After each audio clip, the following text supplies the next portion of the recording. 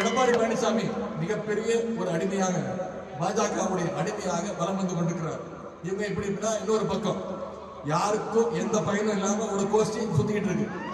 வெறும் சத்தம், ஒரு கொள்கை, லட்சியம், ஒரு கோட்பாடு எதுவுமே இல்லாம அப்படின்னா என்னன்னே தெரியாம ஒரு கூட்டம் சுத்திக்கிட்டு இருக்கு.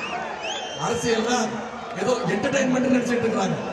அவங்களுக்கு இளைஞர் தமிழ்மார்கள் நீங்க சொல்லணும், அரசியல்னா மக்கள் பணினா என்டர்டைன்மெண்ட் கிடையாது, அது ஒரு கமிட்மெண்ட், அது ஒரு டெடிகேஷன் என்பதை நாம திமுக இளைஞர் தமிழ்மார்கள் நம்ம ப்ரூவ் பண்ணி காட்ட வேண்டும்.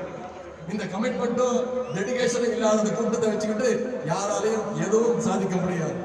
ஆகவே இப்படி பாசிஸ்டுகளையும் பழைய புதிய அடிமைகளையும் வீழ்த்த வேண்டிய பொறுப்பு இங்க வந்திருக்கக்கூடிய இளைஞர் தமிழ்மார்கள் நாம ஒவ்வொருத்தருக்கும் இருக்கு. டெல்லிக்கும் தமிழ்நாட்டுக்கும் இடையே நடக்க போற போர் தான் வருகின்ற சட்டமன்ற தேர்தல் என்பதை நாம மனசில் வச்சுக்கிட்டு செயல்பட